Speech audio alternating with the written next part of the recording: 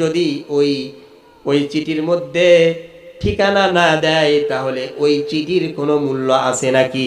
ওই চিঠির কিন্তু কোনো মূল্য নাই, কোনো দাম নাই, ওই চিঠিটা বেকার। ঠিক তদ্রূপ একজন মানুষ যত আমলই করুক না কেন, যত ইবাদতই করুক না কেন, আল্লাহর কাছে তখনই দাম হবে যখন তার এই আমলটা ঈমানের সাথে হবে।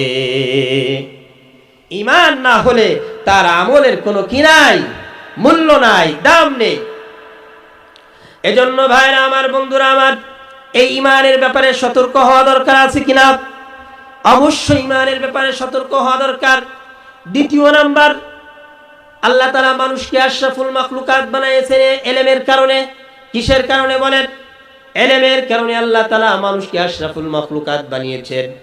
দেখেন, আল্লাহ পাক রব্বুল আলামিন যখন মানুষ সৃষ্টি করবেন, মানুষ সৃষ্টি করার পূর্বে ফেরেশতাদেরকে ডাক দিয়ে বললেন, আমার ফেরেশতারা, আমি একটা জাতি সৃষ্টি করতে চাই, একটা খলিফা বানাইতে চাই, তোমাদের এই ব্যাপারে মতামত কি?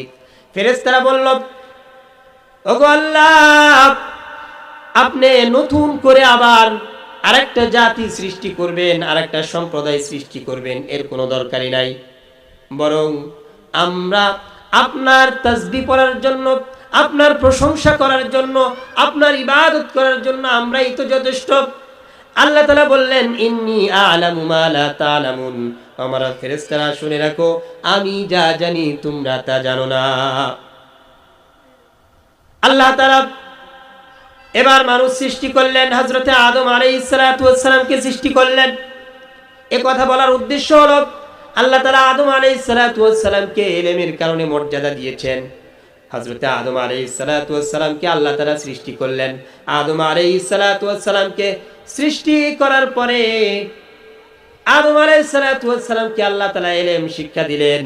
ইলম শিক্ষা দেওয়ার পরে, এই যখন ইলম শিক্ষা দেওয়া হলো, এবার পৃথিবীর সূচনা লগ্ন থেকে পৃথিবীর শেষ পর্যন্ত যত কিছু আবিষ্কার হবে, যত কিছু পৃথিবীতে আবিষ্কার হবে, সব কিছুর নাম হযরতে আদম আলাইহিস সালাতু ওয়াস সালামকে শিক্ষা দেওয়া হলো।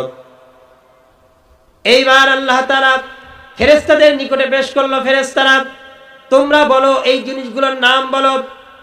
ফেরেশতারা নাম বলতে পারলো না।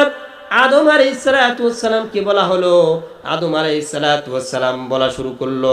বলতে বলতে পৃথিবীর সূচনা লগ্ন থেকে শেষ পর্যন্ত যত কিছু আল্লাহ তাআলা এই পৃথিবীতে দিবেন, সব কিছুর নাম হযরতে আদম আলাইহিস সালাতু ওয়াস সালাম বলে দিলেন।